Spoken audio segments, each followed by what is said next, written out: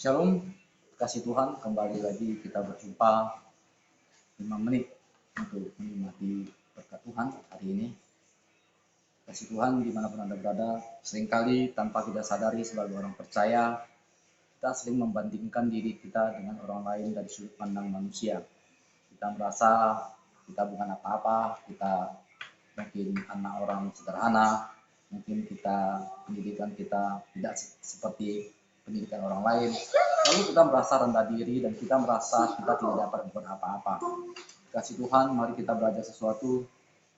Kita melihat diri kita sendiri, jangan dari sudut pandang manusia, tapi marilah kita belajar memandang diri kita dari sudut pandang Tuhan.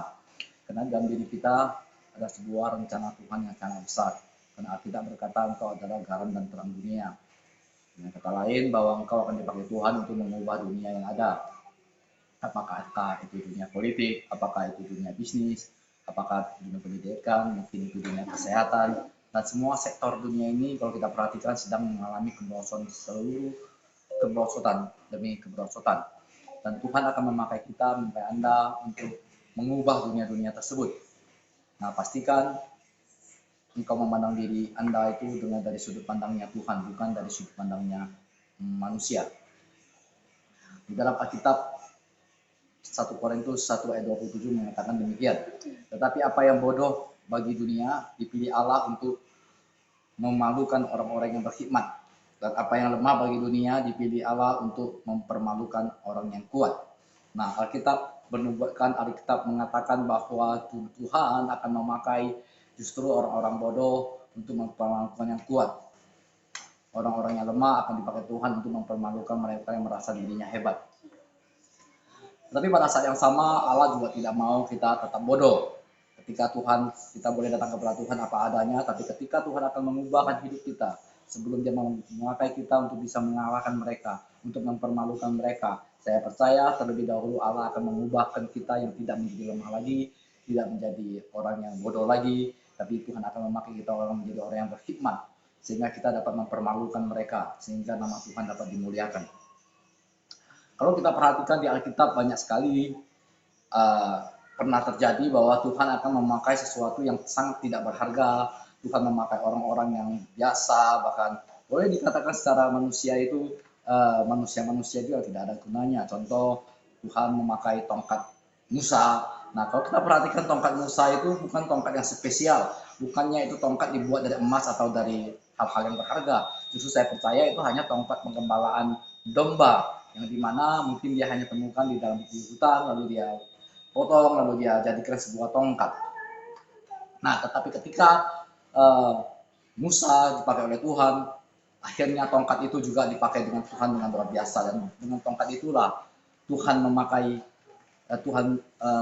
pakai untuk membelah Laut Merah. Dengan tongkat itu jugalah Tuhan mengeluarkan air dari batu. Jadi dengan kata lain bahwa tongkat tersebut yang tidak ada harganya sama sekali menurut ukuran manusia, tapi dipakai Tuhan dengan luar biasa.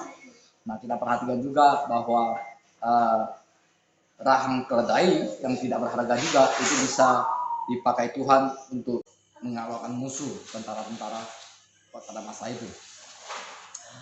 Nah, kita juga perhatikan bagaimana Tuhan memakai ketapelnya Daud untuk mengalahkan Goliat.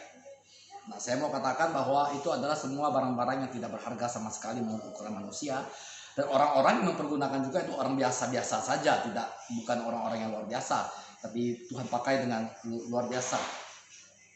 Nah, untuk itu mari kita sebagai orang percaya kita sadar bahwa kita ketika campur tangan Tuhan dalam kehidupan kita, rencana Tuhan ada dalam hidup kita, dan kita mengetahui rencana Tuhan tersebut, dan kita mulai mengejar rencana Tuhan itu, maka saya percaya bahwa Tuhan akan memakai kita menjadi pengubah dunia.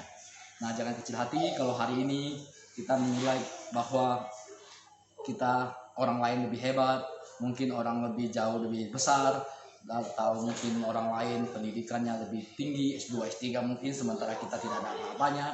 Atau mungkin kita melihat bahwa di sekeliling kita mereka adalah orang-orang kaya, lalu kita tidak bisa berbuat apa-apa. Jangan pandang itu dari ukuran manusia, tapi pandanglah dirimu dari sudut pandangnya Tuhan, karena di situ ada rencana Tuhan yang luar biasa. Selama engkau terus fokus kepada Tuhan, selama engkau fokus mengejar kehendak Tuhan dan rencana Tuhan dalam hidupmu, maka Tuhan bisa pakai engkau dengan luar biasa. Tuhan akan memakai engkau untuk mempermalukan orang yang berkhidmat, untuk menjatuhkan orang yang kuat. Tapi bukan berarti kita mau menginjak mereka, tapi semata-mata untuk supaya nama Tuhan dapat dimudahkan. Untuk itu, hari ini biarlah engkau serahkan hidupmu kepada Tuhan dan engkau mulai melihat bagaimana pekerjaan Tuhan akan terjadi dalam hidupmu. Dan saya percaya bahwa ketika engkau mulai menyadari akan hal tersebut, engkau jangan merasa rendah diri, jangan merasa kecil hati, lalu merasa engkau tidak bisa berbuat apa-apa. Tapi hari ini Tuhan mau ingatkan kepada kita semua bahwa sebagai orang percaya, Tuhan telah menaruhkan sebuah rencana yang besar dalam hidupmu. Tugasmu dan tugas kita semua adalah mengejar tujuan Tuhan tersebut dan cari tahu apa tujuan Tuhan dalam kehidupan kita, sehingga kita akan menjadi orang-orang yang luar biasa, kita akan menjadi orang-orang yang kuat. Dan saya percaya sehingga mulai hari ini hidup kita akan diubahkan Tuhan. Kita tidak seperti yang sudah-sudah lagi.